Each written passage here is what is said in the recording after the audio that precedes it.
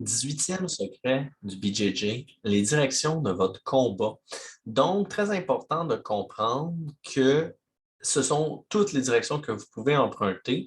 Vous pouvez avancer, vous pouvez reculer, vous pouvez aller à droite, vous pouvez aller à gauche. Puis là, j'ai mis des flèches en diagonale, mais en fait, évidemment, il y en a à l'infini. Vous pouvez vous rendre dans toutes les directions. Et il y a aussi les rotations. Donc, vous pouvez faire une rotation vers la droite dans le sens horaire. Donc là, on est vu de haut. Vous pouvez faire une rotation vers la gauche dans le sens anti-horaire. Puis finalement, là, on vous voit de côté. Vous pouvez comme faire une roulade vers l'avant et faire une roulade vers l'arrière. Donc, une rotation vers l'avant, une rotation vers l'arrière.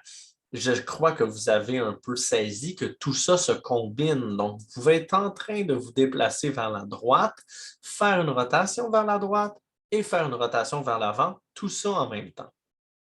Ce qui est important de comprendre ici, c'est quand on se pose des questions sur qu'est-ce que j'aurais dû faire, souvent, on pense juste à une direction. On se dit, moi, je voulais aller vers l'avant, ça n'a pas marché, qu'est-ce que j'aurais dû faire pour aller vers l'avant qui aurait marché? Puis des fois, on arrive dans des cul-de-sac parce que finalement, vers l'avant, il n'y avait rien de bon. Vous auriez dû quitter, mettons, le combat, donc reculer.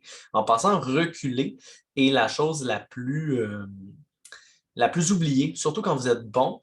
On ne pense plus à juste quitter le combat pour mieux y revenir. Donc, ça peut être vraiment intéressant juste de vous mettre en tête, est-ce que je recule des fois pour mieux re-rentrer? En striking, c'est beaucoup plus commun, mais au jiu-jitsu, on dirait qu'on ne veut pas perdre le contact. Puis des fois, peut-être que perdre le contact, ce serait mieux parce qu'on s'en allait dans rien de bon. Donc, voilà, ayez les directions de votre combat en tête et bonne chance.